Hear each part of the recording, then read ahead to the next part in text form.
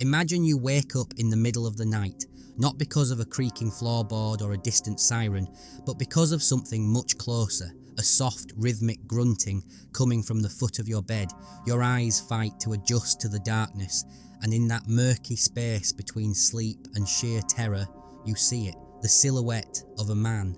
He's unnaturally still, yet buzzing with some kind of frantic energy. In the dim moonlight, you can just make out his face, locked in a silent, pained grin. His body twitches, his hands rubbing his chest like he's in agony. You try to scream, but the sound is trapped in your throat. This isn't just a nightmare. For years, this silent, grinning figure has appeared in bedrooms and on dark streets across Glasgow. This is the story of the Gurning Man.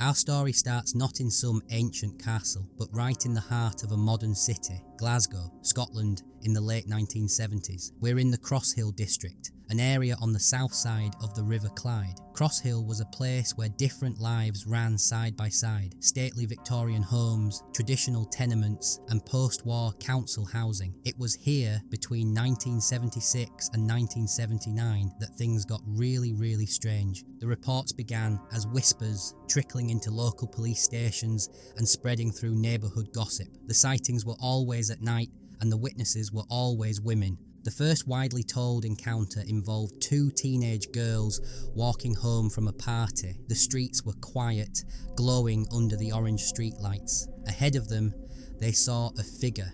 A man, they thought, maybe in his 50s, rail thin and bald.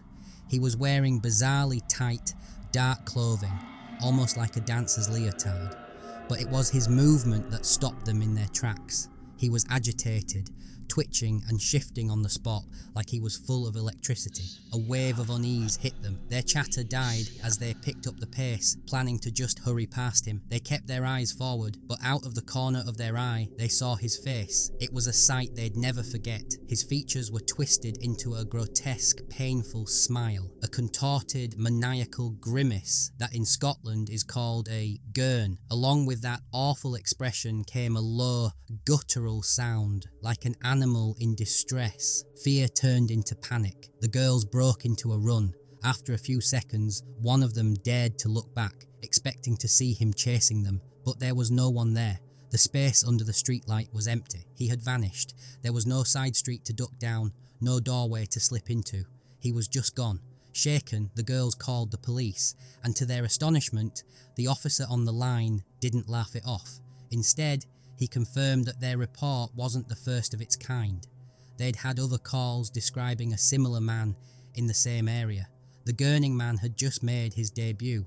What started as one creepy street sighting soon became a pattern of terrifying encounters. The story goes that between 1976 and 1979, a total of 17 official sightings were reported to Glasgow police. 11 of these happened on the streets of Crosshill, but it was the other 6 that turned this from a weird local mystery into true nightmare fuel. Because in 6 of those cases, the Gurning Man was seen inside people's homes. One of the most disturbing of these indoor encounters happened just a few nights after the 2 teenagers had their run-in. A middle-aged woman was asleep in bed, her husband beside her.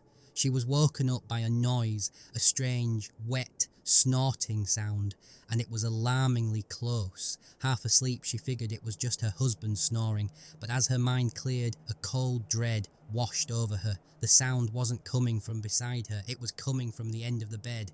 Her heart hammered against her ribs. She was too terrified to move, but the sound kept going. Slowly she lifted her head from the pillow, and there he was. A figure stood at the foot of her bed, lit up by the moonlight, a thin, spectral man. He was grinning, that same terrible, maniacal grin, a silent mask of pain or madness. His hands were pressed to his chest, rubbing his dark clothes as his whole body trembled. For a moment that felt like forever, they locked eyes. The woman's terror finally found a voice, and she let out a scream that tore through the quiet night. Her husband bolted awake, grabbing for the light switch and flooding the room with a harsh yellow glare. "What is it?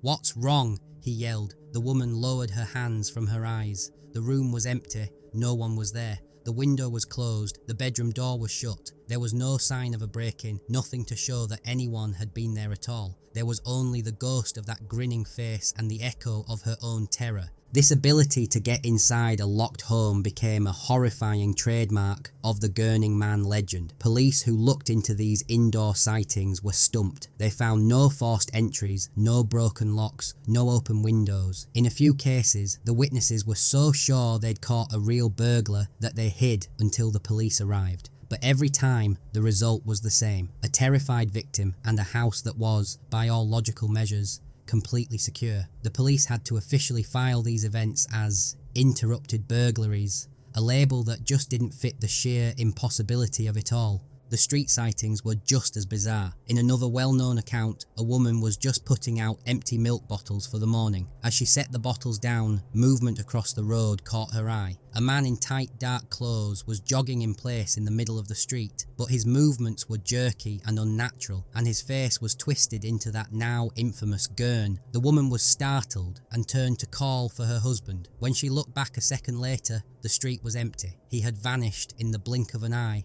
In every report, the details were chillingly consistent. The agitated twitching, the snorting or grunting noises, the gaunt, bald appearance, the tight dark clothing, and always that horrific, contorted grin. But maybe the most unsettling part was that he never spoke. He never made a demand, never tried to hurt anyone. His only goal seemed to be to appear, to terrify, and then to vanish, leaving nothing behind but fear.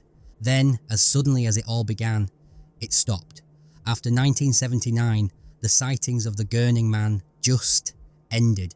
The whispers in Crosshill faded, and the story slowly turned from a terrifying reality into a piece of Glasgow folklore. It seemed his reign of terror was over. But legends have a way of sticking around, and some, it seems, have a way of coming back. In the early 2000s, new reports began to surface. This time, the location had shifted from Crosshill to the nearby Queen's Park, a large Victorian park on Glasgow's south side. The story was familiar. A strange figure seen late at night, a fleeting glimpse of a contorted face. Then, in September of 2017, the Gurning Man made a dramatic return, with 2 separate sightings reported in a single night. The first 2017 report came from a young woman walking home. Her path took her past the edge of Queen's Park. She noticed a figure standing in the road, partly hidden between 2 parked cars. She described him as a spindly old man who looked to be between 70 and 90 years old. He was dressed in dark, tight clothes. The moment she saw him, his face twisted into the gurn. He started flailing his arms and making loud snorting and groaning noises.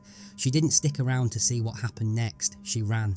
Later that same night, inside Queen's Park, a group of teenage girls saw a strange movement in the shadows. They all went quiet. Unable to see clearly, one of the girls pointed her phone's flashlight toward the trees. The beam of light landed on a face. To their horror, it was the twisted, grimacing face of an old man staring right back at them. He just stood there, jittering and rubbing his chest. The grotesque expression and the strange muttering sent the girls scrambling away in terror, and since then, silence. The Gurning Man, it seems, just came back to remind Glasgow he was still out there before disappearing back into the unknown. So what or who was the Gurning Man? This is the question that has haunted people for decades. The story is shrouded in fog, a place where rational explanations and paranormal theories collide. When you try to unravel it, you're left with 3 main possibilities. First, the most logical explanation. The Gurning Man was just a man, a real person, maybe a local eccentric, or someone suffering from a mental illness or a neurological disorder like Tourette's. That could explain the twitching, the grunting, and the facial tics that witnesses saw as a grin. This theory grounds the Gurning Man in a sad human reality, a troubled person whose condition was mistaken for something sinister. But this explanation starts to fall apart when you remember